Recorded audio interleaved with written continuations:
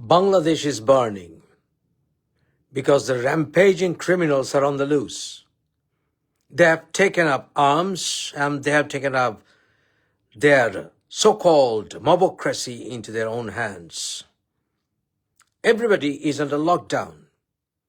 They have been terrorizing the streets of Bangladesh, attacking civilized infrastructure, set the buildings of Daily Star and Pratham on fire, making the lives of the journalists at risk. Mobocracy at its worst. What is the responsibility of the Bangladesh government? Well, it seems none. Because the present Bangladesh regime is nothing but a poodle government of these criminals.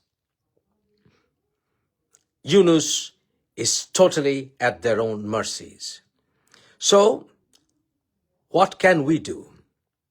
Instead of playing dumb about it and instead of playing with words, let's spell it out. BNP and Awami League, they need to forge alliances to save the country.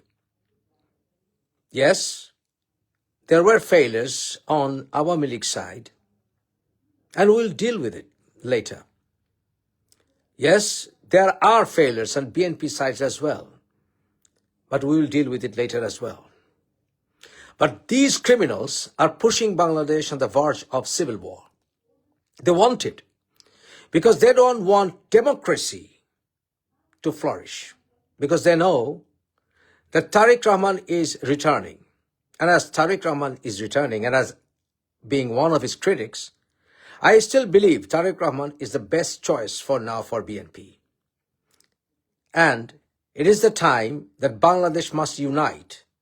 Liberation forces must unite. 1971, pro-71 forces must unite.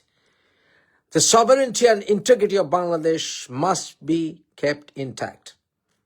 Bangladesh army must play their role, due role. And the time to be trapped by these mobs must come to an end. We have to save Bangladesh by any means necessary, whatsoever. Because it's a question of my country's sovereignty. And if you're a patriot, you must stand your ground.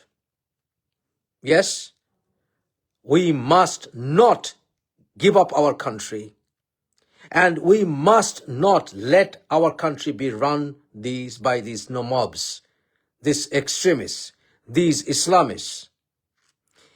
Even today, a Hindu man was killed in Valuka.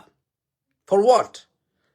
For insulting Islam? Well, these criminals define Islam according to their own taste. And they are being instigated by two criminals abroad, Ilyas Hussain and Pinaki Bhattacharya. Indian government must take this seriously. That these criminals are instigating attacks on newspaper office buildings, and even they are the ones who instigated attacks on diplomatic missions like India. So this must be addressed. These criminals must be arrested. And Bangladesh government has the responsibility under the Vienna Convention to defend the diplomatic missions in Bangladesh, which Bangladesh government failed yesterday. When the Deputy High Commission in Chittagong of India was under attack, they were attacking these embassies. They are not simply protesters, jeopardizing lives of civilians. These criminals like Ilyas and Pinaki, they did set these mobs against journalists who are now trapped in Daily Star and Pratham buildings. They can't say that they have asked them to return from their protests because they have jeopardized their lives. So, my friends, forget your political differences. These criminals are small in number. Stand your ground and face these criminals, these thugs. These are nothing but thugs, vandalizing, marauding thugs. And we had enough of it.